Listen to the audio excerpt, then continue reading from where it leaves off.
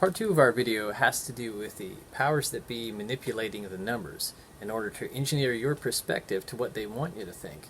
This makes you much easier to manipulate, so I would encourage everyone who's watching this video to check the information out for yourself and to form your own opinion based on factual evidence rather than just another news story. You just said, I think is critically important. Can you repeat what you just said, please? Well, last Friday, I received a 7-page document that sort of told me that if I had an 86-year-old patient that had pneumonia but was never tested for COVID-19, but sometime after she came down with pneumonia, we learned that she had been exposed to her son, who had no symptoms, but later on was identified with COVID-19, that it would be appropriate to diagnose on the death certificate COVID-19. Now, we've not done that. If someone has the pneumonia and it's in the middle of a flu epidemic, and I don't have a test on influenza, I don't diagnose influenza on the death certificate. I will say this elderly patient died of pneumonia. I don't mean to interrupt you, but my heart is sinking right now as you're telling me this. You're a doctor. Why in the world would they be sending you out information to fill out death certificates, whether the person's been diagnosed with COVID-19 or not, but then to say in the death certificate this person's death was caused by COVID-19? That does not sound right to me. I went to the person in our office who does most of the death certificates over the last 10, 20 years, and I said, does this sound right? I had her look at the documents that I printed off, and she said, well, we've always been told that you always put down just facts. You don't put down any probabilities. You don't put any presumptions down. It's just what you know. And so this is concerning. And it actually gets to your point, Chris. When we start talking about the data that goes into the modeling, we have to ask ourselves a question. Are we being forthright? Are we sharing with the public? Minnesota, North Dakota, we don't need to be having it sugar-coated. We want to know what's going into your modeling. So with that being said, why would they want to skew the number of deaths due to COVID-19? Well, fear is a great way to control people. And I worry about that. I worry that sometimes we're so darn interested in just jazzing up the fear factor. So fear is a great way to control people. Interesting way to put it. Let's see this other clip. It's has to do with the same story here. Let me get these tools out of the way. There we go. One of the scenarios listed under the CDC guidance for certifying deaths due to coronavirus says, although no testing was done, the coroner determined that the likely underlying cause of death was COVID-19, given the patient's symptoms and exposure to an infected individual. So is the Minnesota state data reliable? I don't think I have any position to question that per se.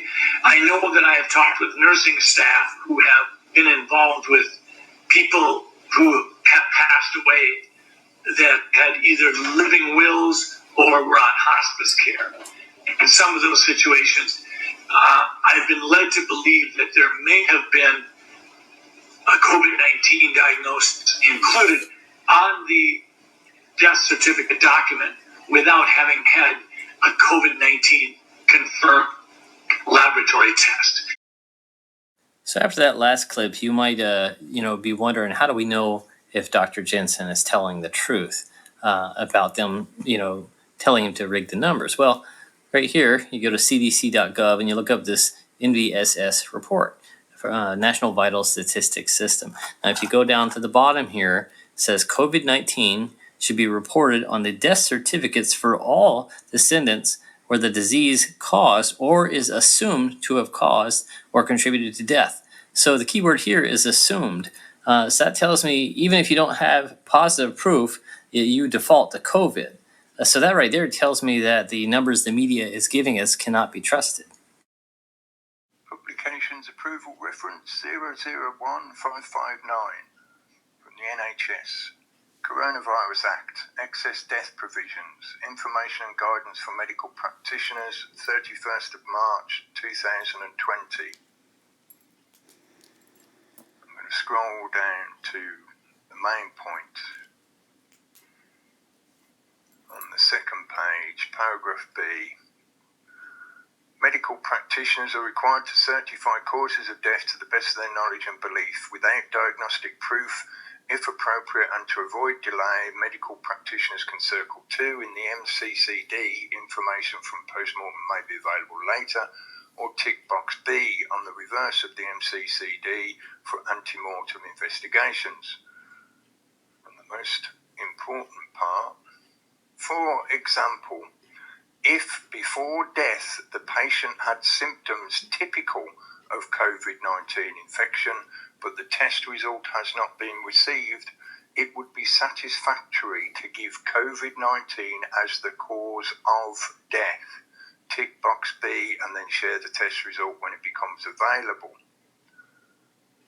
If before death the patient had symptoms typical of COVID-19 infection, but the test result had not been received, it would be satisfactory to give COVID-19 as the cause of death. All right, so you guys saw in the last video where it says from the paper from the NHS, if before death the patient had symptoms typical of COVID-19 infection, but the test results had not been received, it would be satisfactory to give COVID-19 as a cause of death. Now, what symptoms are typical of COVID-19? Let's go down here and find out what the CDC has to say. Well, apparently coughing is. How vague can you get? Shortness of breath, difficulty breathing. See, the problem is you could have COPD and have difficulty breathing. You could be out of shape and have difficulty breathing. Fever and chills, lots of things give you fever and chills. In fact, chills often come with a fever. Muscle pain, who doesn't have muscle pain? You know, a sore throat, well, that can come from strep, that can come from a sinus infection, as well as new loss of taste or smell. Now, I once had a sinus infection where I lost my sense of smell so bad, I could actually, also sense of taste, I could actually bite into a lemon peel, and I didn't taste anything. And of course, once the sinus infection went away, I got my sense of smell back. But over here it says, this list is not all possible symptoms. Other less common symptoms have been reported, including gastrointestinal symptoms, whether that means gas or stomach pain. Well, you get stomach pain when you have a stomach bug. Like nausea, I get nauseous if I'm riding in a car, if I'm in the back seat. And then they have vomiting and diarrhea. Lots of things cause vomiting and diarrhea. So personally, I don't think you can come up with a more vague set of symptoms. And so anybody comes in with any of these, and if you're not sure what they died from and the test hasn't come back yet, just put COVID-19 on it. That doesn't make any sense. Unless, of course, you are trying to rig the numbers. And in that case, it would make perfect sense. And here we have more evidence of the numbers being rigged. So let me walk you through it here. The Irish Times wrote this article. It was in May 16th of 2017. Connor Wilmot found something on the internet that went wrong. So this right here is supposed to be Connor. And when we scroll down here, we have his dad being interviewed, Mr. Wilmot. Mr. Wilmot has said the 13-year-old died because of a choking game he had found on the internet and did not intend to take his own life. So what they're telling us is this poor kid was playing some messed up game on the internet and accidentally committed suicide. So that's where this doesn't make any sense. Boy 13 becomes the youngest in UK to die from COVID-19. It's the same kid. Now, obviously this story is fake. It's obviously published here April 1st. Now, check out the news station, Microsoft News. That's funny. Isn't that Bill Gates again? Boy, he just keeps popping up all over this thing. But again, it just goes to show you that what they're telling us isn't true. So here's another clip from Channel 4 News YouTube channel. And I just wanted to show you a few things where they're actually faking some of the footage. Now, again, if all this stuff is real, if the pandemic's so bad they're loading truckloads full of bodies in New York, then what's the point of them having to fake any of this footage? So just I'll show you what I'm talking about here. You'll notice in a few of these clips they're actually using mannequins, but they're passing it off as if it's real footage. So pay attention. We'll see if you notice it. New York's Empire State Building flashes in red and white like a siren, a sky-high tribute to the ambulance workers tearing through the streets below, carrying COVID patients night and day to hospitals across the city. Nearly 1,000 people have died here, roughly a third of all U.S. deaths in one. All right, so did you catch that? Now we go back to right about here. I'll back it up, and you'll notice that this is a mannequin hand. It's not flesh colored, it's mannequin colored. It doesn't drop like a human hand, it drops like a piece of plastic. So pay attention, and you'll see it. Here, roughly a third of all U.S. There we are. In one single city. So there might be somebody out there who's a naysayer going, oh, come on, that's not a mannequin hand. That's probably a dead person. It doesn't have any color to it. Okay, well, I mean, so if you think so, let's go to this next clip further on in this news story. And, all right, I'll play it so you can see it first.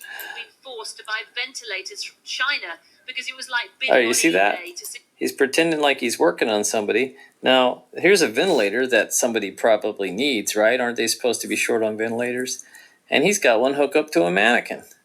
You can look and see the hair's painted on. There's some kind of a joint here that, obviously some sort of mechanical mannequin joint. And even have a sign up here that says, no food and or drinks allowed near mannequins. All right. So again, if there's tons and tons of bodies, what's the point of having to put these guys on there? Most of us by now, at least I would think most of us by now, have seen several stories on the news where they're talking about the tests for their coronavirus being inaccurate. Some giving false positives, some giving false negatives. So anyhow, this guy is Dr. Andrew Kaufman, and he's a doctor and a molecular biologist. And this is actually a pretty good interview overall. I'm not going to post the whole thing. You could probably Google a few keywords to find it. But it's just I just don't have enough time to put it in the video. But I want you to listen to what he says here, just to shed a little bit of light on that. In my opinion, this is extremely weak science, and without purifying the lung fluid sample, you really can't tell what the origin of the RNA is. So they've used this sequence to develop the main diagnostic test that they're using, which is the PCR test. And aside from any problems using the PCR methodology, we simply don't know what it's testing for because we don't know the source of that genetic material. Okay, so they're around testing people, and they're getting back these results, and the results don't necessarily correlate to the person they're testing having anything that might be related to something that might cause a disease. You could get a quote-unquote false positive for other things in the past, including maybe flu vaccines or colds or a variety of things that happened to your past, and now they're qualifying you as COVID-19 positive? Is that right?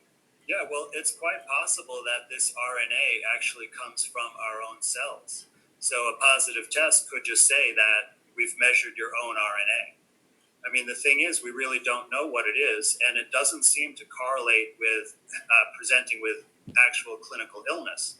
So lots of people who don't have any symptoms and didn't get ill test positive for this, as well as many people who are ill and have symptoms test negative. So since we don't really know what we're testing, in my opinion, we can't trust the results of this test at all. Just want to let you know I am a respiratory therapist. Been doing this for 21 years. I've been kind of all over the place doing this. I wanted to show you our equipment room here. So we want to talk about COVID-19 for a few minutes. And the first thing I want to say is does it look like there's a ventilator shortage? There's not. Okay, as a matter of fact, we're running less ventilators right now than we would normally run. And that's because people are just staying home. They're not having elective surgeries. I want to talk about the numbers and the criteria that goes into what a COVID patient is, or a patient under investigation, what's also called a PUI. Basically, right now, the way it has been the last couple of months when they locked us down, is that any patient that came in with a respiratory problem was labeled COVID. Now, that doesn't matter if it's you got stage 4 lung cancer and pancreatitis and heart disease and liver failure and everything else. You're still, because you come in with breathing problems, you're labeled a COVID patient. Now, we have one lady that could do the testing at first that would go, those tests went to the CDC. Only one person was qualified to test that for the whole place. So several of these patients under investigations were never tested, and maybe they died or whatever, then they would die of COVID and not of stage 4 lung cancer or these things. That this is clear that this is what's come out. Every single patient that needs one of our pieces of equipment here, any of this, if they need any of this stuff, okay, then they are a rule out COVID. And these tests have taken as long as 2 or 3 weeks to get back. We're finally getting what they claim. They've been claiming this for a month, but we're finally getting in-house testing. That's going to change the game, and I think that's what's going on at most places. And what that also means is that now you're going to see the numbers either go up or go down. And I would suspect we're going to see them spike up and then spike down real quick. And this is the reason for the number of deaths. So you have to recognize that if every single patient is under COVID investigation and dies, then that goes into a COVID death. And they're showing the numbers like a football game to scare you. They're showing you loading bodies into a tractor trailer to scare you. I've never in my career ever seen bodies loaded into a tractor trailer. It just doesn't happen. I wonder if those were even bodies. I really don't believe it. All of this stuff is fake. Okay? Look at our ventilators. And let's talk about ventilators and why there would be a shortage of ventilators. Well, this is non-invasive ventilation here, CPAP or BiPAP. This is a mask that gets strapped on you, and we can help you breathe with that. We're not allowed to use those. Okay? We're finally opening up to where we can use them a little bit, but for the most part, since COVID came out, they said absolutely not. That's going to cause the virus to spread all over the place by spraying aerosols everywhere, and so we can't use it. You have to let the patient crash and go straight to a ventilator. Okay? Traditionally, that's not the way we would treat a patient. We also have aerosolized medications, bronchodilators. We're not allowed to use those either. So everything that we would traditionally do, we're not allowed to do.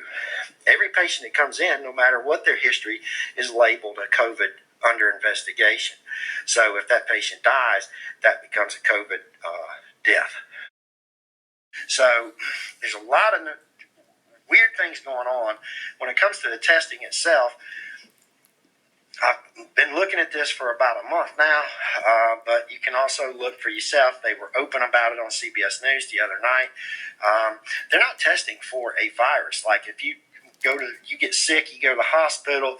Traditionally, you get tested for flu A and B. Flu A, by the way, is H1N1, the one that killed everybody in 2008. They'll test you for RSV. Those are actual viruses that they will test you for. This COVID test is different. They're testing for an RNA sequence from a reaction to the virus. And look this up. Please look it up. They're not testing for a virus. There's not one test that tests for a virus. Okay?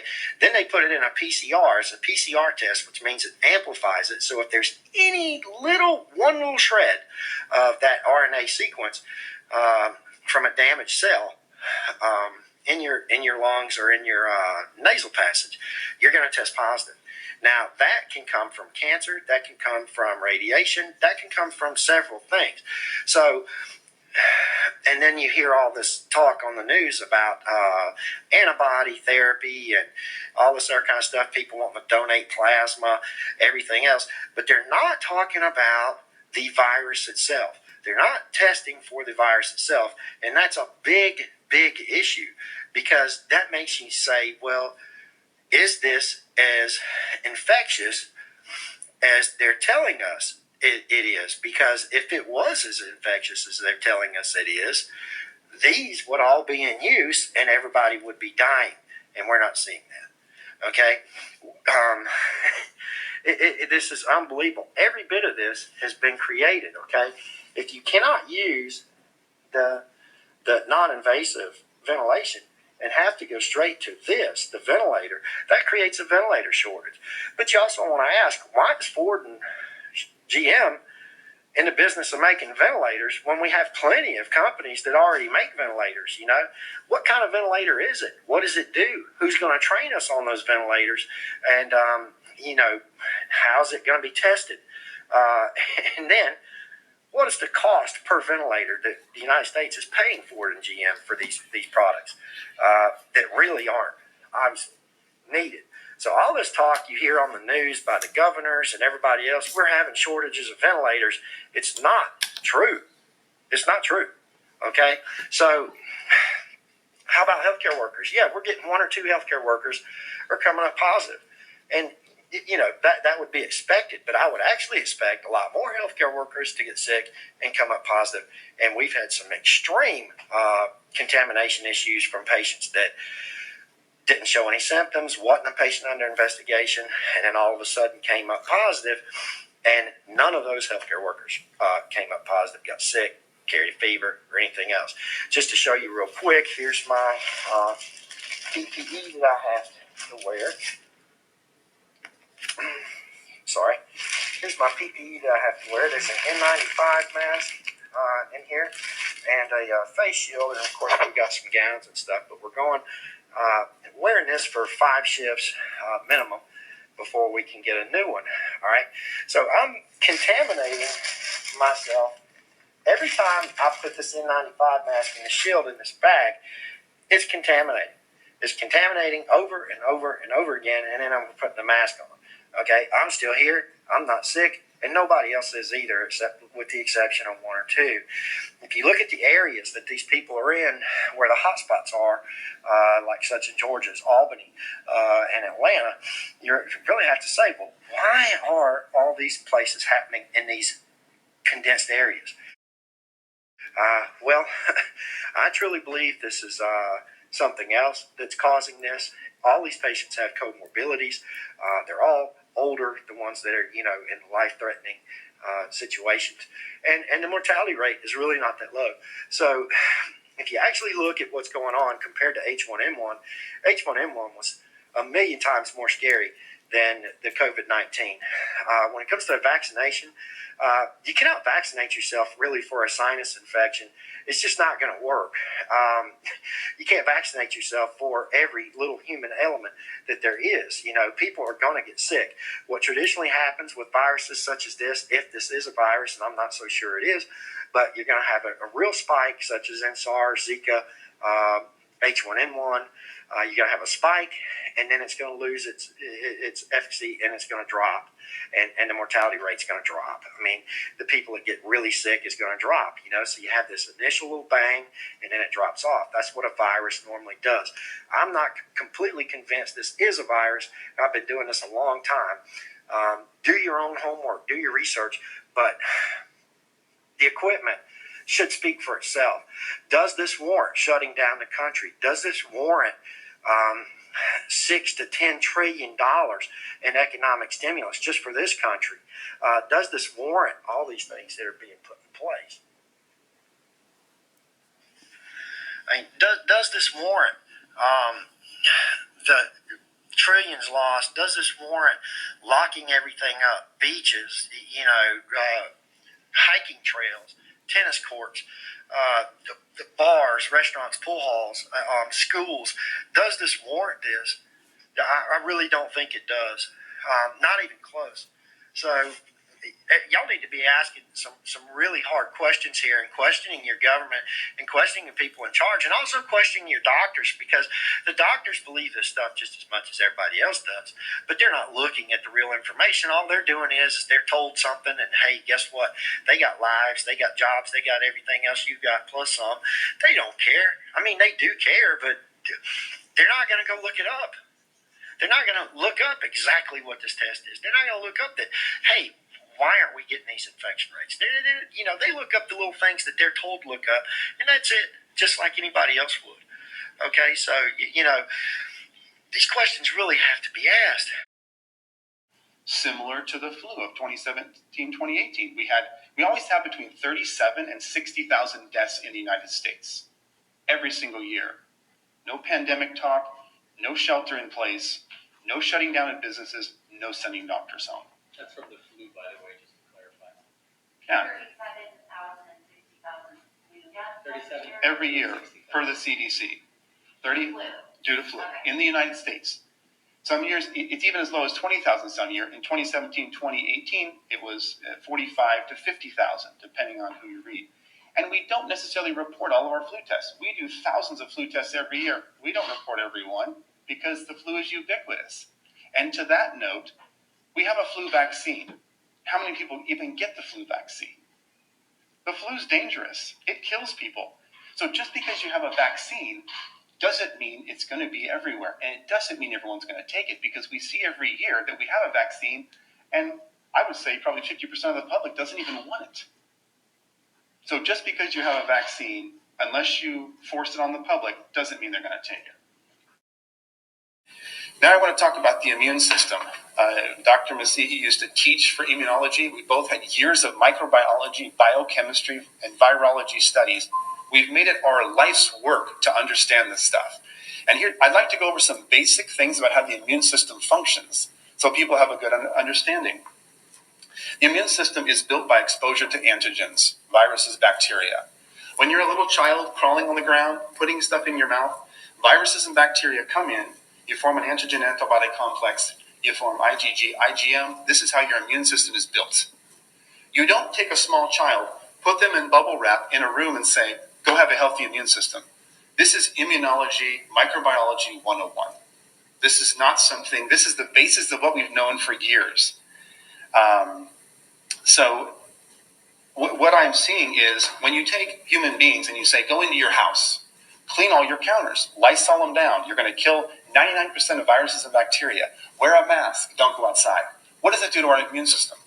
Our immune system is used to touching.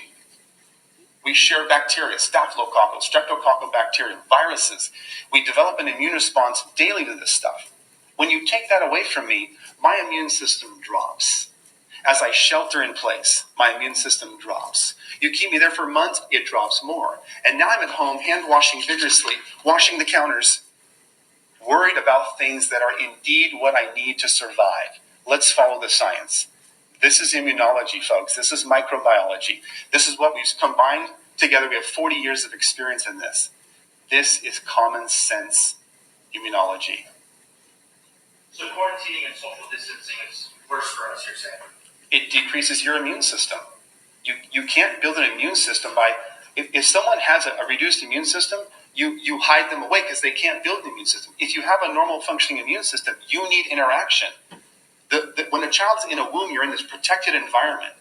When you come out, you have almost no immune system. You develop that through touching your mouth, touching your eyes, virus, bacteria, immune response, IgG, IgM. This is how you build a strong immune system. You think people are worrying too much? Of course they are, but that's from media telling them to. I am telling them sheltering in place decreases your immune system. And then as we all come out of shelter in place with a lower immune system and start trading viruses, bacteria, what do you think is going to happen? Disease is going to spike. And then you've got disease spike amongst a hospital system with furloughed doctors and nurses. This is not the combination we want to set up for a healthy society. It doesn't make any sense. Now that we know the facts, it's time to get back to work. It's time to test people. But again, testing gives you a moment in time. Testing tells you, the nasal swab says positive or negative. The blood vial, the tiger top or the finger stick gives you IgG, IgM. IgG being the long-term immunoglobulin we look at for immunity. But again, it's a moment in time. And what's interesting to me too is when someone dies in this country right now, they're not talking about the high blood pressure, the diabetes, the stroke. They say, did they die from COVID? We've been to hundreds of autopsies. You don't talk about one thing. You talk about comorbidities. Their vessels were narrowed. Their lungs were a smoker. COVID was part of it. It is not the reason they died, folks. It is one of many reasons. So to be so simplistic to say that's a COVID death because they have COVID, you know how many people die with pneumonia or people that die from flu? With flu, I should say. It's not from flu. Their lungs were compromised by COPD. They had a heart attack 2 years ago. They have a weakened body. We aren't pressured to test for flu. But ER doctors now, my friends that I talk to say, it's interesting. When I'm writing up my death report, I'm being pressured to add COVID. Why is that? Why are we being pressured to add COVID to maybe increase the numbers and make it look a little bit worse than it is? I think so. So this is what I'm hearing from physicians I talk to in Wisconsin, New York, and everywhere. So you think that physicians are being pressured to make the numbers look worse than they are? They're being pressured to add it to their diagnostic list. So where is that pressure coming from? Well, I probably coming from the administration.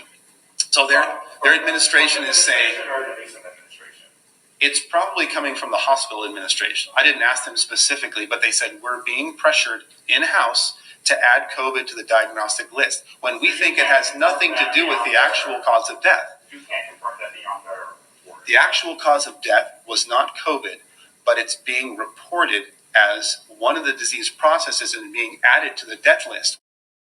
There's a post today from a doctor from Wisconsin. I encourage you all to read it. I'll share his story with you. It is exactly what we're saying. And he eloquently displays, he's an ER doctor. He says, I'm walking into this war zone. Our ICUs are empty. I'm scared to go to my own place of work. There's no patients, but we have people in hazmat suits checking my temperature as I walk through the doors. He's like, something else is going on here. This is not about science, and it's not even about COVID. When they use the word safe, if you listen to the word safe, that's about controlling you. So when I talk to all my ER doctors who work in a hospital, no stake in the game, same opinion. It's pretty easy when you see, for me, when you see what the government has done, and that is that they took quoting Dr. Burke's. We've taken a very liberal approach to mortality. If my husband were to die, who has COPD, his lungs have fibrosis, his lungs would look exactly like somebody with COVID-19, theoretically, but he has no evidence of infection. So if you're not testing and you don't have evidence of infection, and if you walked in there today, they call it COVID-19. And we hear this from the doctors and nurses who are upset. I've seen so many doctors online that have made their own webcam videos, just perplexed by the protocol that the CDC had given them. Sometimes people's ability to think for themselves is paralyzed if they're frightened enough. And that's not where I want people to be. I want people to say, we're going to get through this. I'm going to use my head. I'm going to go to different sources. I'm going to listen to different sources. And I'm going to think for myself, because that's what America's about. If someone dies with COVID-19, we are counting that as a COVID-19 death. You don't die with an infection. You die from an infection. I've talked with doctors who have admitted that they are being incentivized to list patients that are sick or have died with COVID-19. Yeah, $13,000 from Medicare, if you call it COVID-19. Right now, Medicare is determined that if you have a COVID-19 admission to the hospital, you'll get paid $13,000. If that COVID-19 patient goes on a ventilator, you get $39,000, 3 times as much. And you've killed them with the ventilator because you gave them the wrong treatment. All the things that just don't make sense, the patients I'm seeing in front of me, the lungs I'm trying to improve, have led me to believe that we are operating under a medical paradigm that is untrue. And I fear that this misguided treatment will lead to a tremendous amount of harm to a great number of people in a very short time.